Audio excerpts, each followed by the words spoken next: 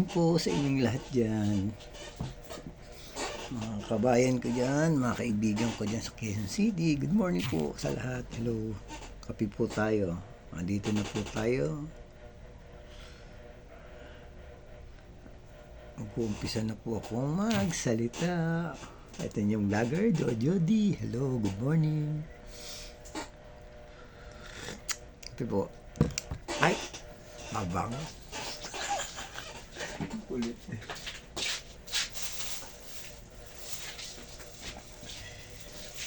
Etong inyong vlogger na Jojo di si Joker. Alam niyo mga kaibigan ko, magandang umaga po sa inyong lahat. Lalo niyo dyan sa Quezon City hanggang Davao hanggang Apari hanggang Luzon. Ito na po ang mga opinion at topic natin yung pag-uusapan.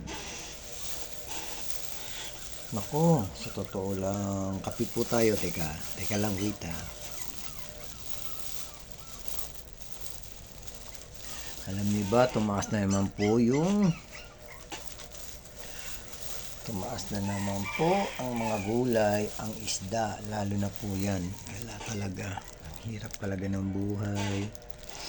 Tumaas na naman po, nadagdagan na naman, taas ng galunggong, kasi ngayon sardinas nga daw, medyo kinakapos na. Alam niyo, sa totoo lang, napakahirap ng buhay.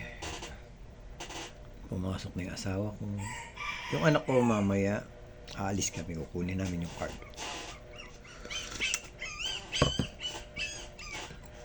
Kailangan talaga magsikap eh. Mamaya, alam niyo, sa totoo lang ngayon, wala talaga akong trabaho. Pangsamantala. Ngayon, sideline muna ako mamaya. Mag-garden ako. Tapos dito sa may kapitbahay namin, may papatulong sa akin. Mag-aayos ng bahay. So, sa loob ng kwarto. Yun, kailangan ako. Pagkatapos kukunin yung card ng anak ko. Mga kabayan, talagang iba na talaga panahon ngayon. Malamig na. Ang tatalakayin ko ngayon tungkol sa Pasko. Merry Christmas po advance. Itong Pasko na po. Sana pagdating ng Pasko at bagong taon, napakasimpleng ano lang, okasyon ang gawin natin. Hindi na kailangan bumili pa ng bumili pa ng pamimigay mo na alam niyo, sa totoo lang, hindi na kailangan mga borlolo, yung mga kailangan pamimigay mong mamahalin. Sa totoo, yung iba nga walang makain. Iba natutulog lang sa Hindi kasi, sa totoo lang, ang dapat gawin natin ngayon, lalo na yung may mga, sabihin natin, may mga kaya sa buhay, yung mayayaman, yung nandiyan dyan. Magbalot na lang ng mga sardinas, dilata, bigas, konti. Magbigay na lang sa mga nasa lansangan, yung talagang kapos talaga. Mga pulubi. Kaysa naman yung papatayo ka ng Christmas tree sa bahay na malaki. Mag-aano ka ng mga regalo. Maghahanda ka ng napakarami hanggang sa sa lubong ng bagong taong Pasko. Pag natapos lahat yan, nakanganga ka na. Wala na. Kailangan practical na. Ganun. Tulad ng ginagawa ko. Magluluto ko ng umaga ng kanin, ibabaan ko sa dalawa. Yung matitira na kanin doon, hanggang maghapon ko na yun. O pagdating ng gabi, maluto ko naman ng kanin. Yung alas 12 ko sa umagahan namin, kakainin namin. Yung pagdating ng gabi, iba naman. Alam niyo sa mga kabayan, sa totoo lang, mga kabrad ko dyan, mga kabayan, kabrad ko dyan, mga kapamilya ko dyan, mga kababayan kong Pilipino, napakahirap po ng buhay. Alangan naman po na tulad nito. Alangan naman yung maghahanda ka ng Pasko. Diba? Yung nga sabi nga nila, binigay mo lahat. Tapos pagdating ng nakanganga ka na. Tapos, maganda yung ipit. Ipitin ba ng konti yung pera para pag natapos yung bagong taon, may ilalabas pa tayo susunod na taon. Wala, mahirap. Kami nga, tatlo ang mag-iina. Tatlo ako sa kay anak ko. asawa ko. Handa namin, konti lang. O, alam mo naman yung may kasabihan, mga prutas, yan, nagdadagdag ng maraming, mga prutas lang yan. Bibili si misis ng lansones, kundi isang pako na maliit. Yung kasabihan ngayon, pag may prutas na marami, madali ang pasok ng pera. Yun daw, sabi nila. Pero sa akin, depende siguro yan. Depende siguro sa tao na yan. Kahit ano pang pamahiin yan. Isang mahalaga yun. Magtatrabaho ka, masipag ka. Yun lang yung pagpasko ay bagong taon lang kami naghahanda. Misis, bibili siya ng malagkit, konting malagkit, tapos bibili siya ng mga apple, ilang piraso lang, 3, tapos yung pako na maliit, yung ganun sa ginagawa namin, ganun, mga ilang pirasong, ilang putahe lang ng mga prutas ang nilalapag namin sa lamesa. Yun lang. Sa akin, pinakamahalaga din yung gusto ng anak namin. Katulad ng salad. Siya yung ano ba gusto mo handa, anak? Sabi niya sa mama niya, natanong siya ng mama niya, ano na lang po salad? Yun yung handa namin, salad. Sin sa amin, kasi mga kanin niya, meron kami niyan.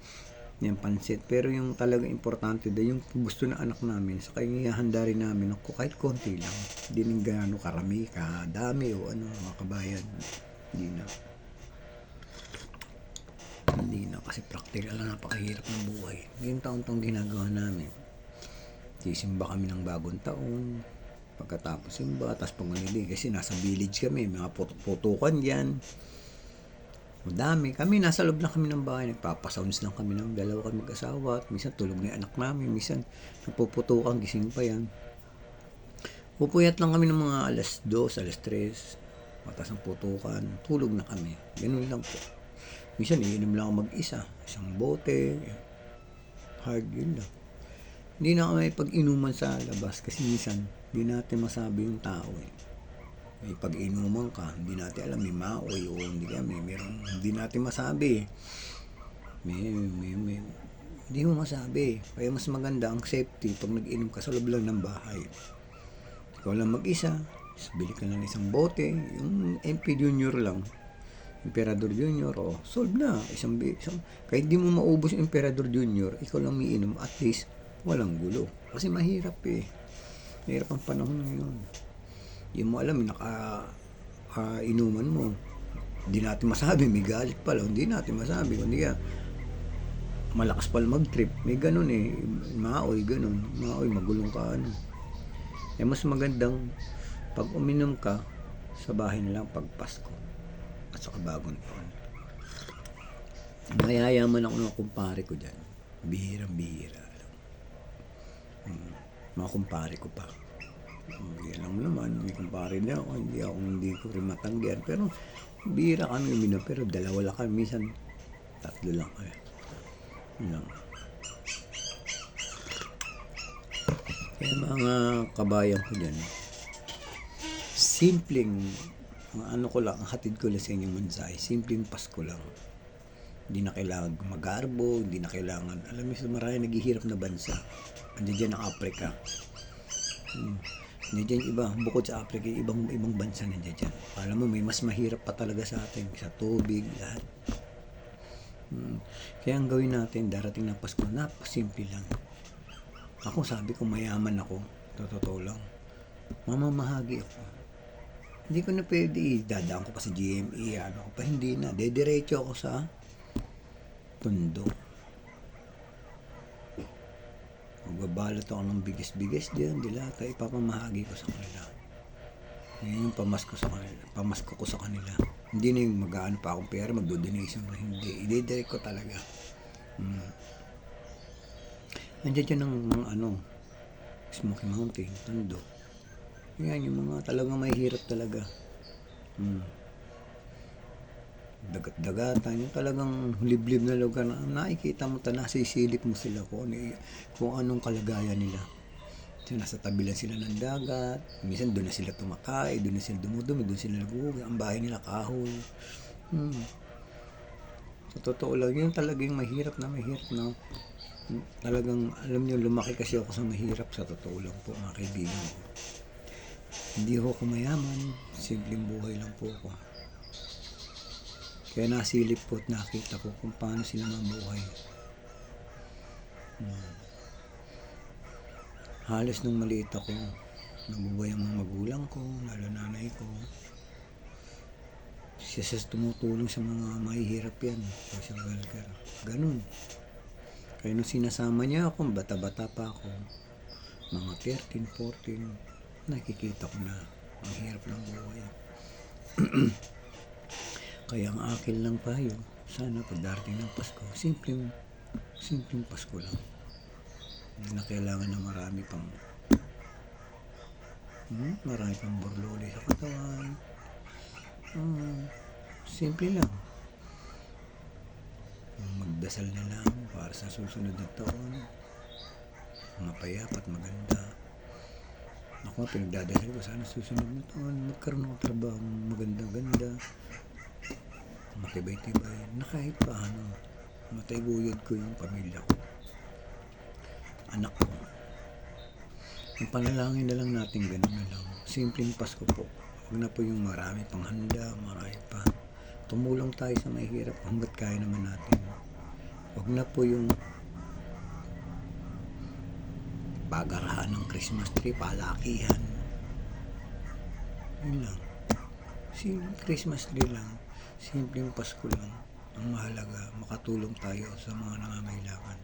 Yung totoong nangangailangan po. Yun lang po. Good morning po. Advance Merry Christmas at maligong bagong taon po.